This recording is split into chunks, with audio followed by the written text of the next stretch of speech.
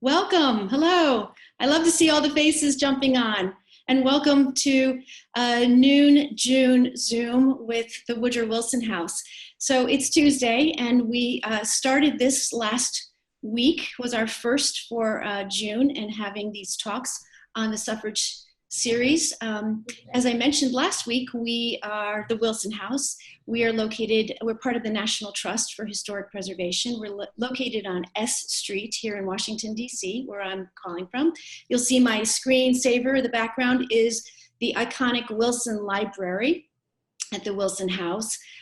We are, just a little update, we are closed at the moment for tours, but we will be scheduling as time permits.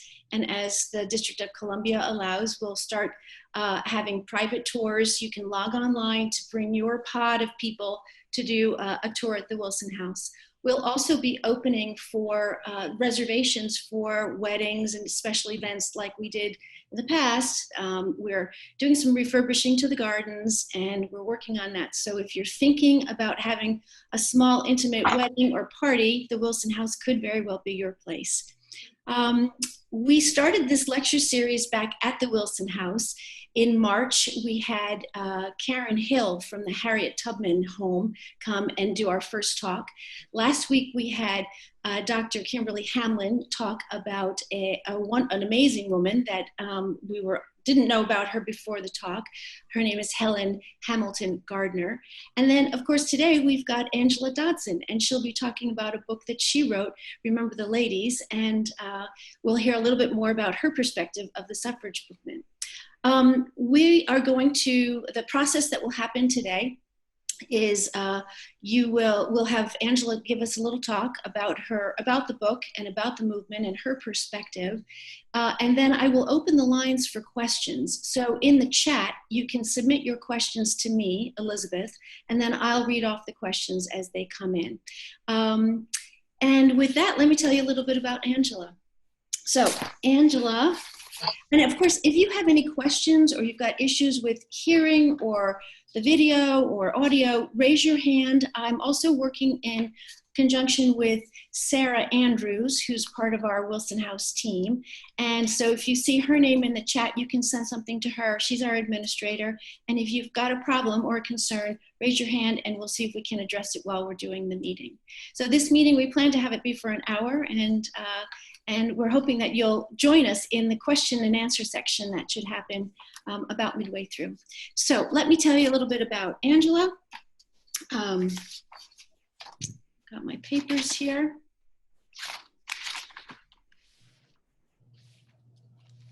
Angela, I'm very happy that she's been able to join us because I spent last summer doing the research to find out who we would have be speakers. And I wanted to have a diverse group to bring these stories to life for us at the Wilson House.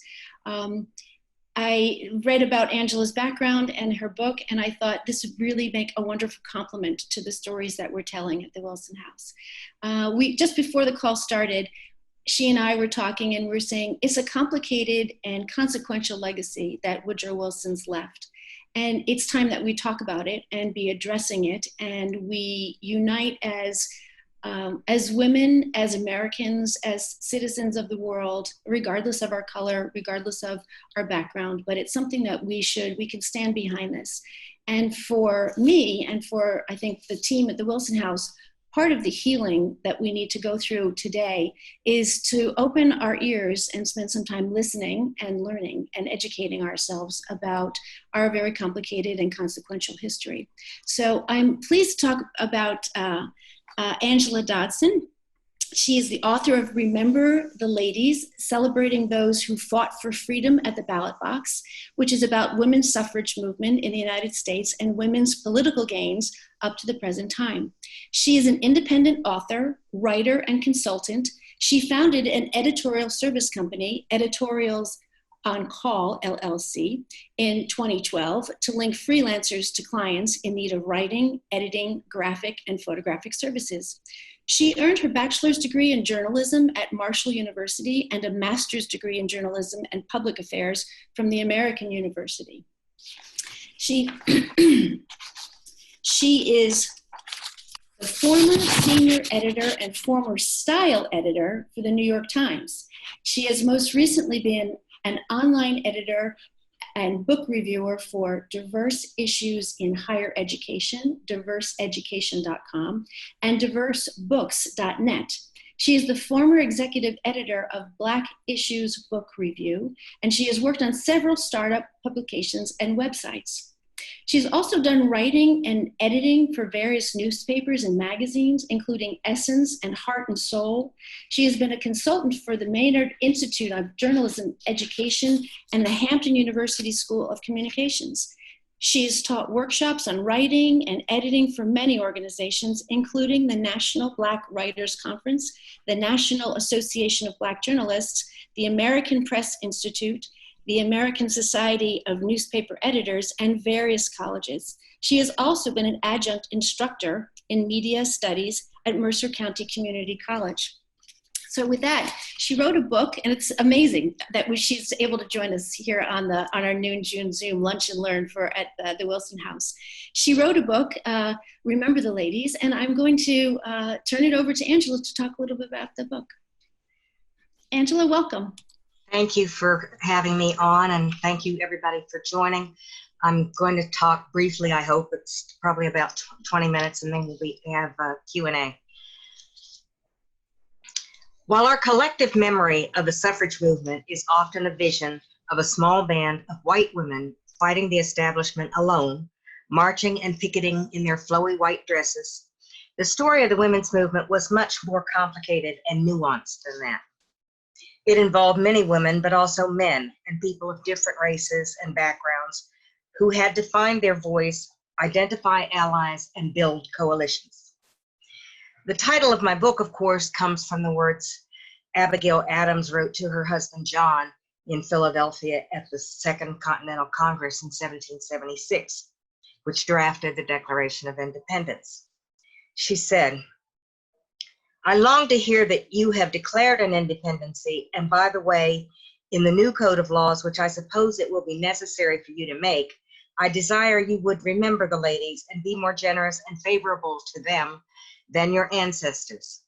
Do not put such unlimited power into the hands of husbands. Remember, all men would be tyrants if they could. If particular care and attention is not paid to the ladies, we are determined to foment a rebellion and will not hold ourselves bound by any laws in which we have no voice or representation."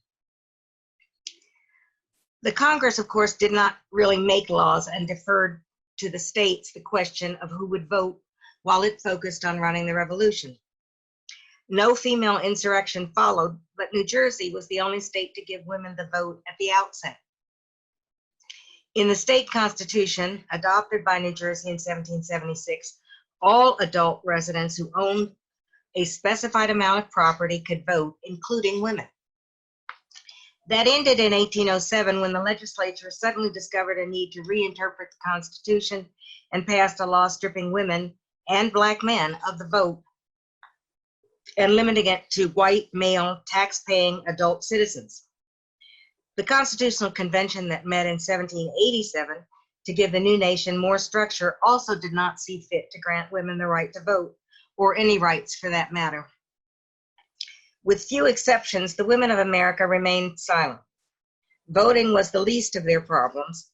Few American women were formally educated, not even Abigail Adams, and very few schools served them in the early history of the United States. Few had any income of their own. Women had no right to own property, to divorce, and to control custody of their own children. Married women had no legal identity separate from their husbands. Heaven help them if their husbands were cruel or poor providers or drunkards or simply in poor health or disabled or dead. Women were strongly discouraged from public speaking. A free Black woman, Maria Miller Stewart, emerged as the first American woman on record to speak before an audience of men and women, known as a promiscuous audience, about political issues. She was also the first American woman to leave text of her speeches on abolition, the education of girls, and other issues. Her speaking career lasted from about 1831 to 1833, cut short because of resistance to her speaking at all. At the same time, Quaker women were allowed to speak in their meetings and had often been educated alongside males. Thus, they became among the earliest leaders in the women's movement. Among them, Angelina and Sarah Grimke, who fled their family's South Carolina plantation for Philadelphia and became Quakers, fought hardest for the right to speak on abolition causes. However, when the male-run anti-slavery societies refused to allow women to take part, women, white and black, formed the Philadelphia Female Anti-Slavery Society in 1833 and continued working together even after the Civil War. Most of these women were also part of an effort to boycott goods made by enslaved laborers: cotton, sugar, molasses, tobacco, rice, etc. This became known as the free produce movement, and it would have required considerable sacrifice on behalf of everybody who participated. The first National Anti-Slavery Convention of American Women, representing female anti-slavery societies from several states, met in New York in May 1837. When the Anti-Slavery Convention of American Women met again in Philadelphia in May 1838, rowdy crowds opposed to race mixing broke up the meeting. White women joined arms with black women to protect them as they dispersed and walked through the crowd. Later, the mob burned down the meeting place, Pennsylvania Hall, which was built at 6th and Ray Streets by abolitionists and had opened only 3 days before. Lucretia Mott, a Quaker preacher in Philadelphia, considered these national interracial conventions that the abolitionist women held in 1837 and 1838 to be the start of the women's movement, a decade before the Seneca Falls, New York convention that many people credit. This is significant because Lucretia Mott was the inspiration for and an organizer of the Seneca Falls Convention during a visit there in 1848. She was considered the most famous woman in America because of her preaching and travels, and her presence in Seneca Falls was the reason the meeting was called. A small gathering of women enjoying tea at Jane Hunt's house and lamenting women's lot came up with the idea of calling a convention a few days hence, with her as the headliner to attract a crowd. A few of the women who had been at Jane Hunt's tea drew up sentiments and resolutions a few days later and publicized the meeting to be held July 19th through 20th in Frederick Douglass's abolitionist newspaper and elsewhere. It drew 300 people, women and men, from the immediate area. Unaccustomed to running public meetings, the women asked James Mott, Lucretia's husband, to chair the sessions. When the meeting got underway, Elizabeth Cady Stanton read the resolutions. She had slipped in one demanding the right to vote for women. Her own husband, a leading abolitionist lecturer, had boycotted the meeting, unlike the other organizers' husbands, and left town after he learned of the resolution. That resolution was greeted largely with derision and resistance from women as well as men. Only Douglass spoke in favor of it, and eloquently so. Had he not, it probably would not have carried. 68 women and 32 men signed the Declaration of Sentiments adopted by the convention. Other women's conventions followed over the next decade in several states, as abolitionists took the lead in starting the women's movement and remained a force through the Civil War. Leading men of the day, including William Lloyd Garrison, the abolitionist editor, Wendell Phillips, a Boston attorney and abolitionist, and Amos Bronson Alcott, educator and father of Louisa May Alcott, attended and helped organize these meetings. Black women, including Sojourner Truth, began attending and speaking out at these meetings as early as 1850. All of these people were among the most radical of abolitionists. They did not give mere lip service to it, they lived it. Not only did many of them boycott goods made with enslaved labor, some of them made their home stations on the Underground Railroad. And some wrote about their involvement in the Underground Railroad. Elizabeth Cady Stanton, Martha Wright, another Seneca Falls organizer and Lucretia Mott's sister, and Susan B. Anthony, all are on record reporting encounters with and giving aid to runaways as they on their way to Canada. They all lived close to the Canadian border.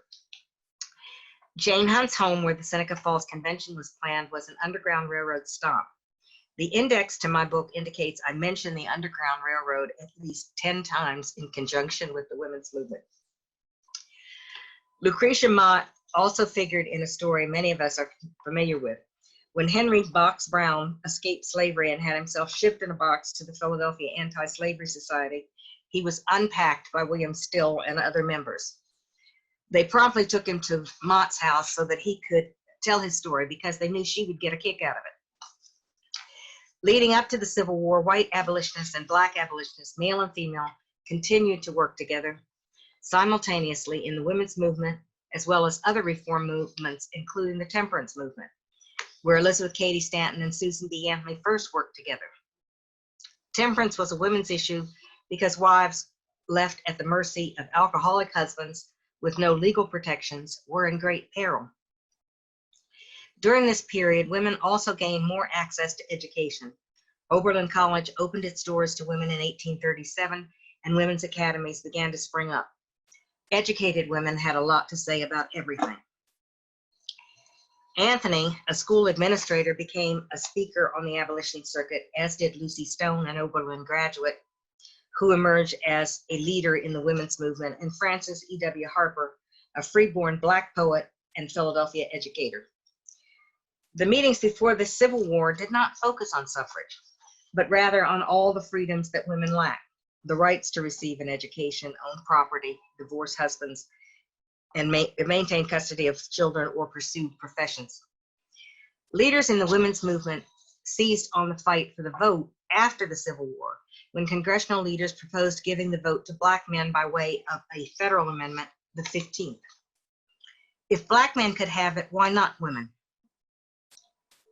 Wendell Phillips had told women's rights leaders that it was not politically feasible to press for women's right to vote as abolition leaders sought the vote for newly freed black men, that this was the Negro's hour.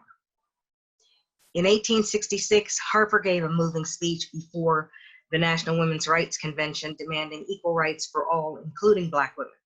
She stated, "We are all bound up together in one great bundle of humanity, and society cannot trample on the weakest and feeblest of its members without receiving the curse in its own soul." Stanton and Anthony nevertheless struck out on their own. Stanton stormed out of a meeting of the American Equal Rights Association, which formed in 1866 to fight for voting rights irrespective of race, color, or sex. With Anthony, she formed the National Women's Suffrage Association to work for the women's cause only. Later, Lucy Stone and others, men and women, formed the American Women's Suffrage Association to continue to fight to ratify the 15th Amendment and seek women's suffrage at the same time. Henry Ward Beecher, a leading minister, became its first president. Those who had worked together on abolition began to choose sides, but some divided their time between the two groups. The organizations remained separate until 1890, when they merged to form the National American Woman Suffrage Association. Even after the rift over the omission of women in the struggle for the 15th Amendment, Frederick Douglass continued to attend women's rights conventions till the day he died in 1895, except those in the South, to which Anthony disinvited him, as she pursued a Southern strategy to attract reticent women of that region into the fold. Anthony and Stanton had gotten a federal amendment for women's suffrage introduced in 1878 by Senator Aaron Augustus Sargent, a California Republican and husband of a suffragist, and they mainly pursued a strategy to get it passed in Congress without success. Stone's group focused on trying to get men to introduce and vote for referenda to allow women to vote in their states. Since only men could hold office, introduce legislation, and vote, the movement was heavily dependent on persuading men and was not having much luck. At the beginning of the 20th century, most of the older leaders had died out. The National American Woman Suffrage Association was under the leadership of Carrie Chapman Catt and had gained allies among some wealthy women and men and from the Women's Christian Temperance Union. Alice Paul, a Swarthmore College graduate from Mount Laurel, New Jersey, fresh from her experiences in the militant British suffrage movement, at first joined the NAWSA, but soon formed her own congressional union for women's suffrage and later the National Women's Party, and began taking a more proactive approach. Woodrow Wilson, the former president of Princeton, had been elected president and was not a supporter of women's suffrage. Cat hoped the power of persuasion would work and dedicated her organization to women's support activities for World War I. Alice Paul supporters began picketing the White House daily. Many of Paul's picketers went to jail and suffered horrific conditions, beatings, and forced feedings to secure passage of the 19th Amendment. Wilson eventually shifted his support to the amendment. Congress passed it, the states ratified it, and so here we are, celebrating the centennial. Thank you. That was wonderful. I'm really glad that you were able to give us that background. I have to say, Angel's book is lush with photos and illustrations and line drawings. So if you have the opportunity, I encourage you to please go buy that, because when you see the illustrations that are included there, I think you'll definitely be very pleasantly pleased. So for those of you who tuned in, this is Suffrage, our Suffrage series. It is from start to unfinished, a look back at women's suffrage history. And so if you've got questions for us, please send in the questions to me. You can send it directly through the chat function to Elizabeth, and I will read them off. I have I have one question that's come in beforehand, and that is, Susan B. Anthony, tell us about her complicated role, not favoring Black men getting the right to vote. What is that? Susan B. Anthony was a complicated person. I don't think that she was motivated by racism, although I think Elizabeth Cady Stanton might have been. But she so very much wanted the vote for women. And before that particular period, women thought that the only path to getting the vote was to go through the states for referendum. They had never focused on the fact that if the federal government can give Black men this by a federal amendment, then they could give it to us by that, either that same amendment or an amendment, period. So I don't think Susan B. Anthony so much didn't want Black men to have the vote, but she wanted women included, which is a big difference, I think. And she had a complicated history. She basically grew up around Black people. Her father introduced her to Frederick Douglass when she was a young woman, because Frederick Douglass would come to the farm every week. Basically every Sunday, the abolitionists would sit around and talk. And if Douglass wasn't there, they sent a wagon into town to get him to come out. So her father and he were friends. She became, a lifelong friend of Frederick Douglass. She befriended Ida B. Wells. She had her come to Rochester to speak. And while she was there, Anthony fired her own secretary because she wouldn't take dictation from Wells, as she had asked her. She came home and Wells was furiously writing her own letters, and she fired her on the spot. So there are a lot of reasons. And the other thing is that her house was basically an Underground Railroad stop. One of her biographies says basically something to the fact that the Anthonys and their neighbors would have a Black family in their barn on any given day of the week. And she herself writes a letter at the beginning of the Civil War that one of the things that she was doing was outfitting a Black family to escape to Canada. And she was doing so with the help of Harriet Tubman. So her connection to race is hard to quantify, but I think that she was more pro-Black than not. So that but the fact that they couldn't get the vote at that juncture made them very angry. And she was a supporter of Stanton, so she basically went along with Stanton. So it's fascinating. So the first question came in is, what do you think changed Wilson's mind? That's a complicated issue. He said it was because women had sacrificed so much during World War I. Whatever work women do during war, they're nurses, they, make bandages, Carrie Chapman Catt basically put the women's suffrage organization in charge of that. And she was lobbying him every day.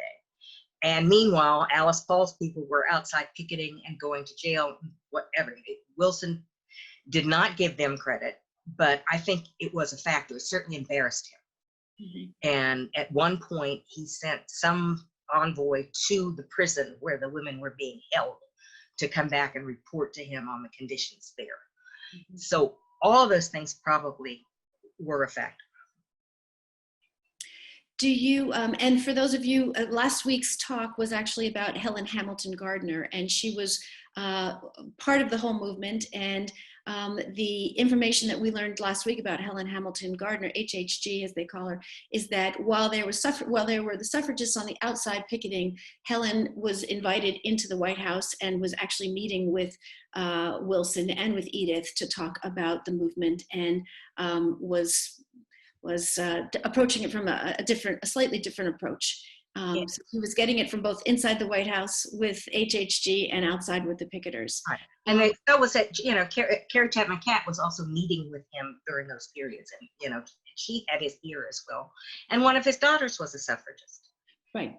I think also the fact that he was married and had two wives, and the experience of having wives and also raising 3 daughters, I think probably made it easier for him to understand the woman's position on this. Yeah. Yeah. So another question came in. Could you please speak a little bit about the impact of the pandemic of 1918 and what that had on the late stage organizing and campaigning for women's suffrage? I didn't study that a lot, but I've been reading about it recently because apparently Carrie Chapman Catt had the flu of the period, and it probably stalled a lot of the meetings and things that they would normally have done in the two years beforehand. Perhaps suffrage would have come more quickly had it not been for that flu episode. So, okay. Another question: what was the denial of suffrage to women? Was it linked to the denial of voting rights for African American as well? And was there a fear that if women got the right to vote, African Americans would gain that right? So this is going back to the original.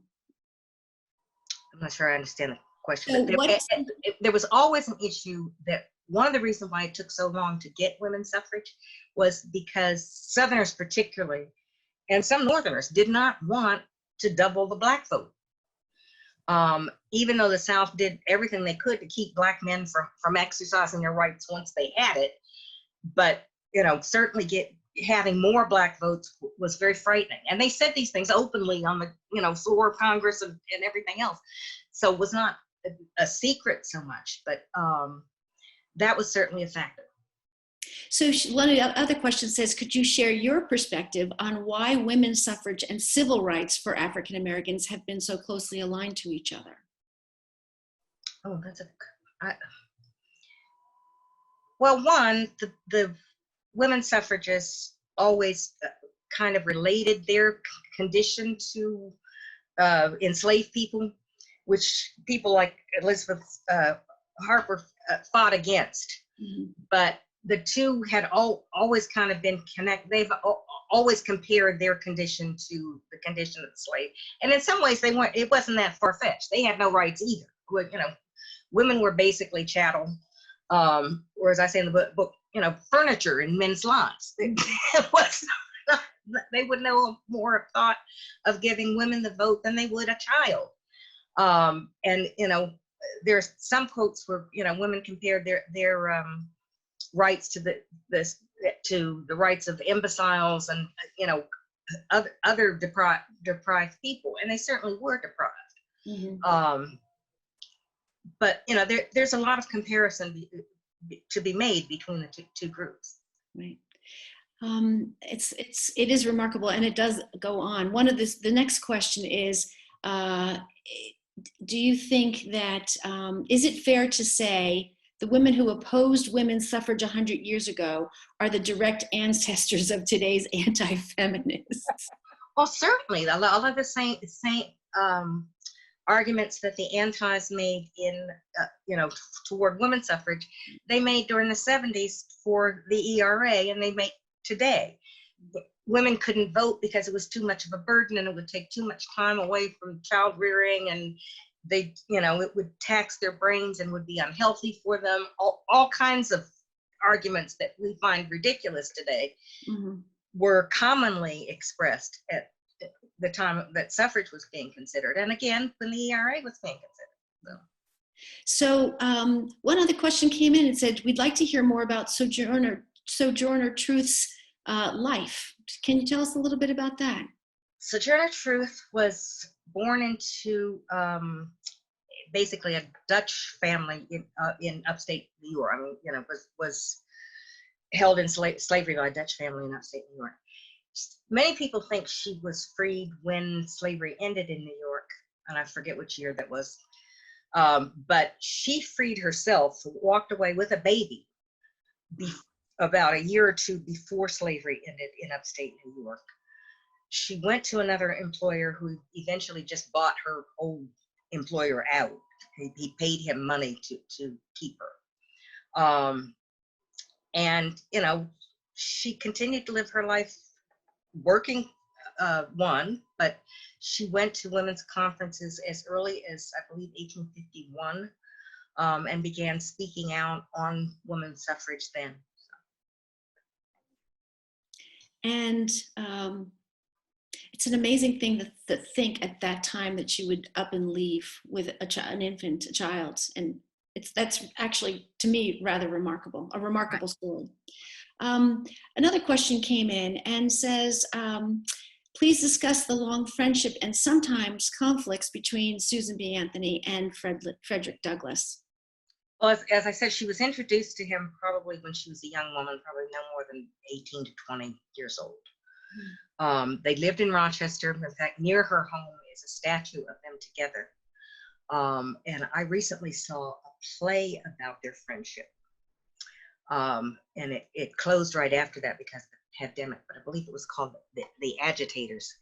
And it's just the two of them talking on stage the whole time. Great. So that that's interesting. But they always met. As I said, he went to every women's convention he could, except when she asked him not to come to the South. When the Women's Association met in Atlanta, and that was not too long before he died. But he was at a women's convention on the day he died, or earlier in the day before he died, and she was one of the people chosen to bring him up to the dais. And he almost always had a place of honor on the dais with the other women. They also traveled together with a group at the beginning of the Civil War. A bunch of abolitionists went on a lecture tour, including upstate New York and some other places, and he was one of the people on that tour with her. So they pretty much remained close friends. Right. And that would go into the history before. You were talking about what her complicated role was. I think part of her complicated role was having these different relationships and friendships that they were still arguing, but still. Right. One of the greatest lessons being made from the women's movement is they could argue. They would be in the same room, talk about it, cuss each other out, even walk out, whatever, but then they would come back together when they needed to come back together for something. So I just found that very inspiring. A lot of people who write about the women's suffrage movement basically concentrate on the divisions, and I like to look at the places where they cooperated. So absolutely. So one of the questions came in is, what about the women who did not want the vote for women? It says, please help me understand these women. They were, well, up to that, if anything, the women who fought for suffrage were fighting thousands and thousands of years of tradition and history. When I started writing the book, my husband, who is also a writer and editor, said, well, you're going to have to figure out what motivated these women to be part of this movement. How could you buck tradition like that? Why would they fight against something that just always was, like water? Okay. So the women who didn't want it were probably more typical in their day than not. And the other faction was the women who did not want it. At Seneca Falls, the women who opposed having the vote resolution in there were mostly Quakers who didn't believe in voting to begin with and didn't believe in participation in government to begin with. So that was part of their objection. But Lucretia Mott was opposed to it, but within a year or so, she came around and was in favor of it. And gave speeches and writings on that. So it's in a way, it's easier to understand the women who were opposed than not. They were women, they were mothers, they were used to their roles. It was said that women and men had separate spheres, and the women's sphere basically dealt with the home. Anything outside of that, women had never had to worry about or be bothered with. And politics was considered dirty somehow too by a lot of people. Why should women delve in that? And why should they give up their privilege? The same arguments for the ERA. So, women were on a pedestal. Well, why give up that pedestal just to vote? And they felt that their men represented them. Their husbands could vote on their behalf. They didn't see themselves as having separate interests from their husbands. Well, I like the saying, it comes from the movie My Big Fat Greek Wedding, where they say the man is the head, but the wife is the neck, and the head doesn't go anywhere the neck doesn't point it to. Right. So I think that's part of it. Then the question is, how did those women come around? How did they come around to say, actually, this is something that I want? I want the right to vote. Well, some of them never did. Some of them, like Lucretia Mott or whatever, began to understand that the vote was how they could get some of the other things, like the property rights or whatever, that it was a good thing, and that they could protect their children better, that it was within their purview, that they should be, that the vote would help them protect home and family. So, question. Who is the most heroic in your mind of all these suffrage leaders? Oh, that's easy for me. The woman that I came to, that basically I don't think I've ever heard of, maybe, or at least had never heard much, but came to admire greatly, is Lucy Stone. And Lucy Stone grew up in a farm in Massachusetts, basically. She had to begin helping take care of her family at a very young age because her mother was basically an invalid. So she would go to school, walk home 2 miles, whatever, go back to school, take care of the house, all that. And eventually she heard that Oberlin College had admitted women. It was the first college in America to do so. And she asked her father if she could go, and he would not give her the money. She had to earn the money herself. So she worked for something like 6 years, making shoes, teaching, knitting, whatever she had to do. And then to get to Oberlin, she had to take a stagecoach, a steamship, a train, whatever, just to get to campus. And she excelled as a student. And among the things she did there to earn money was to teach Black men to read. She won some kind of honor toward graduation, but where she would have been, if she'd been a man, she would have had the right to deliver a speech. And because she was a woman, she was not allowed to give that speech. So she refused to write it at all. And, she graduated from college and became an abolitionist lecturer instead of going back home to teach as she was expected to do. She resisted marrying her husband for some time because she did not want to be under a man's thumb, so to speak. When she did finally agree to marry him, it was after he had jumped on a train and rescued a girl who was headed back into slavery, who had escaped to Ohio. And they were taking her back home, and he rushed onto the train and took possession of her from whoever. So that was the kind of hero she could marry. So then she agreed to marry him, and they issued this long proclamation about how they're not going to obey any of the normal laws that pertain to marriage. And she kept her own name. And then, of course, I mentioned that when the other women, Anthony and Stanton, formed an organization because they didn't want the black men to have a vote, she started her own organization to help black men get the vote and to help women get the vote. So, and it later started a suffrage newspaper as well, which she edited for many, many years. So that makes her, in my mind, I just can't imagine, anybody more heroic. I have to say, I think you convinced me. She's now my hero. Yes, that's right. So, of course, Lucy Stone. Of course, it's Lucy Stone. Right. I was in a conversation shortly after the book was published. A journalist friend said, didn't you say that Lucy Stone was an angry woman? I said, no, she wasn't angry. So I said, Stanton was an angry woman. She said, well, Lucy Stone should have been angry. She wasn't. But she had a lot to be angry about. But she was more benevolent than that. So. Great. So another question came in, and this goes back, our speaker last week talked about Helen Hamilton Gardner, and we were saying, and one of the reasons that she became an activist was because the fight for women's rights, for their personal body, for their rights of their personal body. And that girls were getting married, they could get married as young as 7 and 13 years old, and control over the woman's body. So this question came in, and it says, both pro-choice and pro-life activists today. I say that because we decided that if there were a Planned Parenthood, that Helen Hamilton Gardner would have been the first president of Planned Parenthood. She would, at her time, would have been the president of Planned Parenthood. So that brings on to the next question. So both pro-choice and pro-life activists today have used turn-of-the-century suffragists to support their arguments. What are your thoughts on how we should, or whether we should, apply suffragist history to the issues of reproductive rights today? I'm not sure. But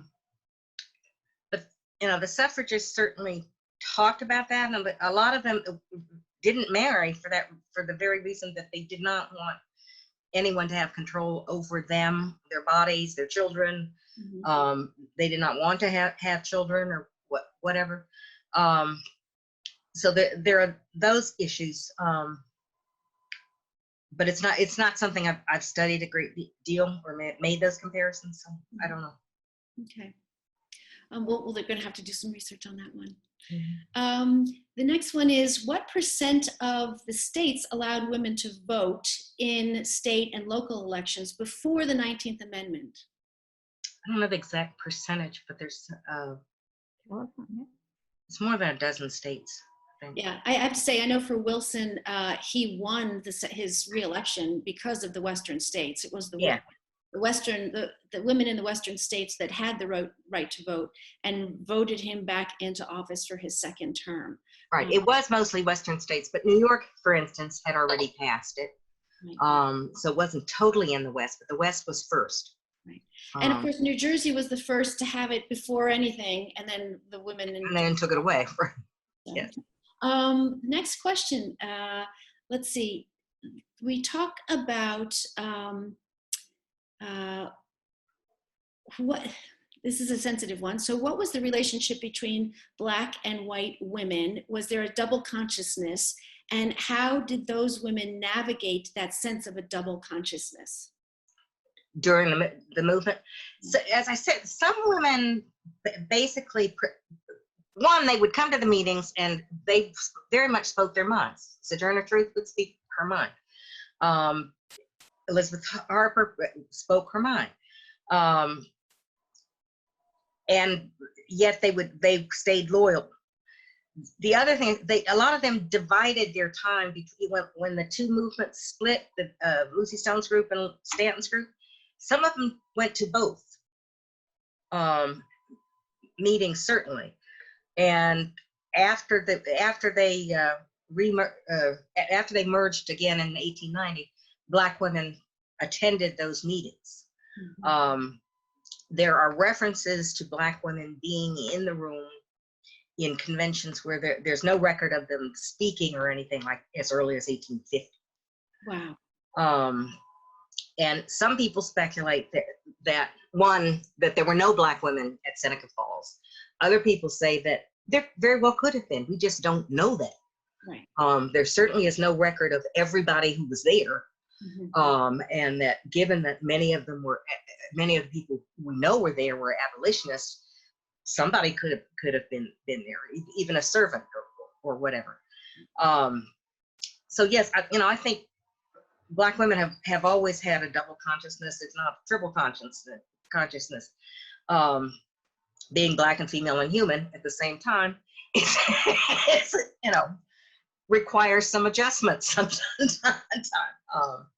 It does. So Not an easy, and it's not an easy adjustments. It's not an easy right. place to be, and it's not easy adjustments. So yeah, but they had friendships. They stayed in each other's homes. We know that Douglas, for instance, stayed at Stanton's home sometime. Ida B. Wells stayed at Anthony's home. And Lucretia Mott regularly entertained Black people in her house, which was unheard of almost at the time. So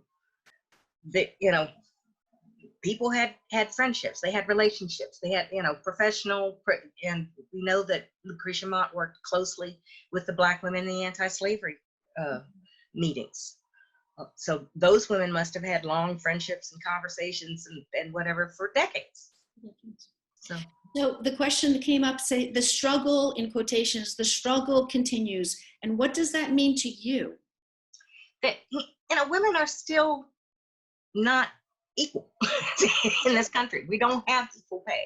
We don't have an equal rights amendment. We don't have the same number of CEO positions that men have, and it's going to be a long time before we do. If ever. We have never elected a woman president. What is this? You can't elect your sister to high office, but these are your sister's mother's aunts, and you've never found one that was fit to be president. So that we have a long way to go. Yes, I know in your book you mentioned that actually once women had the right to vote, it's more women who are voting than men. Yes. And so, why are we not electing more women candidates? Why aren't we putting up more women candidates, and why aren't we electing more women into office? We have no idea. But 53% of white women voted against Hillary Clinton. 96% of Black women voted for her. We don't quite understand what is this gap. Why can't women support each other? Is a big question that we may never answer. So. No, we may never, but part of what we're trying to do is to help understand the history and how we got here and maybe move it forward. I mean, the question of ERA, I always feel like we look back on the suffrage movement and we think, gosh, it took them 70 years. How could that possibly be? And then I feel for my great-grandchildren, they're going to be saying, it took you that long for the ERA? What was it? You were supposed to be emancipated and liberated and go-getters. Why did it take you so long? So I think that there's a cycle, but I think talking about it helps us understand. Right. Another question that I know comes up, and this is something that, and this is on labels and terminology, and that in terms of women, we know our history, but we sometimes define ourselves, the way that we define ourselves, or the way that we are defined as sometimes charming or spunky, or there's certain adjectives that we use for women that we don't use for men. That's one thing. But also when women define themselves, they define themselves as a wife, as a sister, as a mother, as a daughter. And men don't do that. Men don't say, I'm a brother, I'm a father, that seems to be secondary. Can you talk a little bit about that and how we define ourselves and the words that we use to define women and ourselves? Well, I think it's not just us, it's what society and the media do it too. I was talking to my husband the other day. Something happened. Some older woman, I can't remember what the story was defined as a grandmother, and we don't define men that way. They say within a day, the police knocked over that guy that was like in his 70s. Nobody called him a grandfather. He probably is. They referred to him as an elderly gentleman, an elderly man, all kinds of other stuff. But, women are it's considered bad if women are angry or not smiling, or we're too feisty or whatever. But we've always had a different vocabulary for men than women. Do you think that hurts us to use different, or do you think it defines us? Do you think that that's a problem we should be working on as women to change, or do you think we should embrace that and say, yes, if we're going to find women, we can define them by roles that they play in other people's lives? I think we probably should resist it. I mean, men are not defined by their relationship to anybody else but themselves. And until we can define women as standalone people too, that seems to be a problem. But maybe it's not. Maybe it enhances our role to be known as a mother. I'm a mother of 4, an adopted mother of 4 sons, and that's very much a part of who I am. And I'm a grandmother of a growing number of children because my son keeps adopting people. So, I don't know whether it's good or bad, but I think it's not great for women.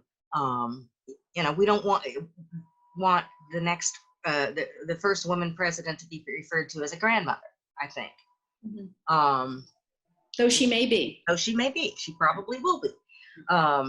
But I'm not sure. So another question is, how do we get women to connect, and how do we unite women? How do we get women to partner? If we do have 53% of the vote, how can we today get them connected and united? If we're, if white women voted in Donald Trump, how can we change that for this next upcoming election? Well, I think more women have to have frank conversations like this. One of the things I often say is what I intend to, my book does not end with getting suffrage. It starts talking about women who are elected to office and what we need to do today. But women's groups need to meet together. Black women and white women's groups need to partner on some dialogues or town halls or whatever.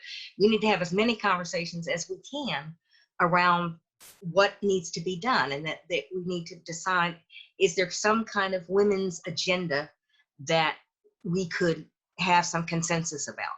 Is it education? It probably won't be reproductive issues because there's still a lot of division on that. But, certainly children's education, health issues, the pandemic, whatever. These are things that women have common interest in, or could, if we shape the right platform. Is there, a women's platform, so to speak, could possibly be reuniting and get women to think about their own interests.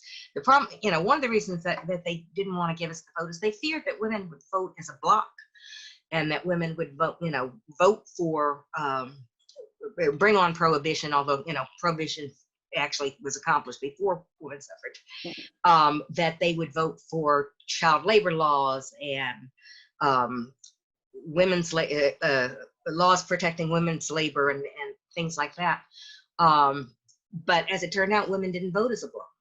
They voted their husband's interests for the most part. They voted for whoever their husband told them to, until the 1980s, when women began to turn out in larger numbers and vote a little differently than men. So were there Black men who supported the suffrage movement? Oh yeah, there were always, well, as I mentioned Douglas, but there were also Black men in the anti-slavery circles of Philadelphia and Boston, all along, and who came, men like Robert Purvis, I believe I mentioned William Still briefly. Those kind of men were coming to meetings. Robert McCrummell in Philadelphia. They supported women's suffrage very early on.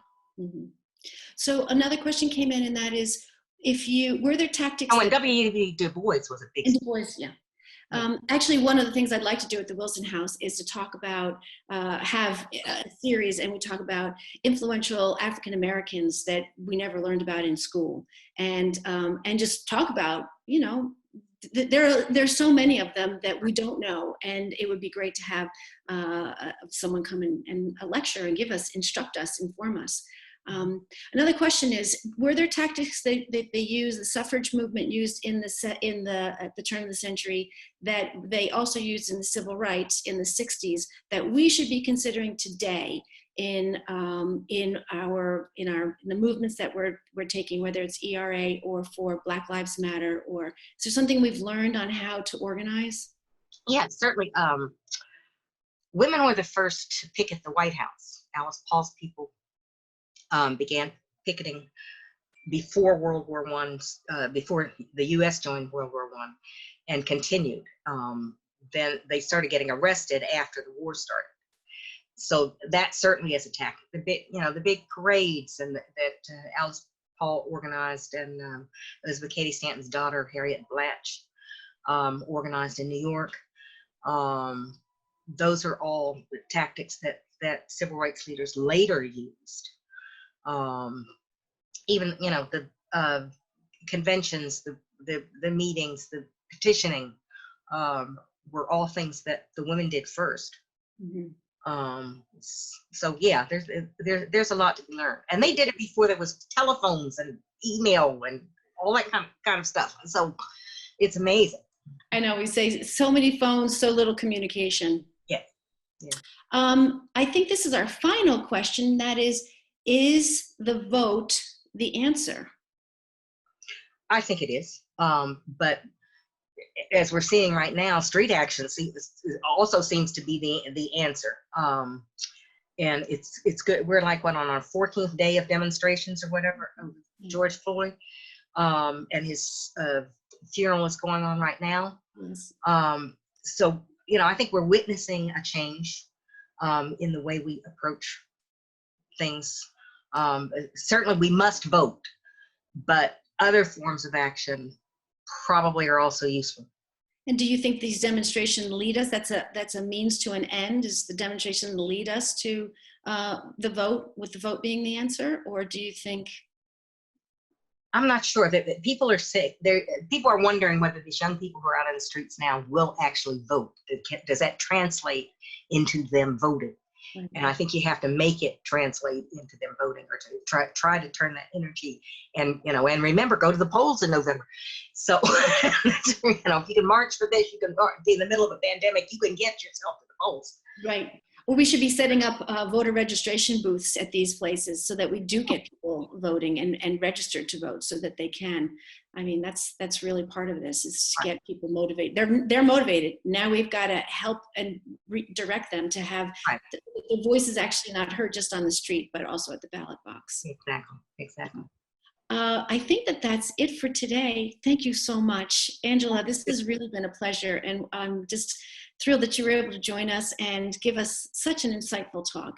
So for those of us on the call, we will be doing this again next week. We have Rebecca Boggs Roberts from Washington, D.C. She will be talking about the march on Washington, the parade that started when Woodrow Wilson started his office. And so come next week, we'll talk to Rebecca and have a wonderful week. And please email us with your suggestions or comments, or any questions that you might have after the fact.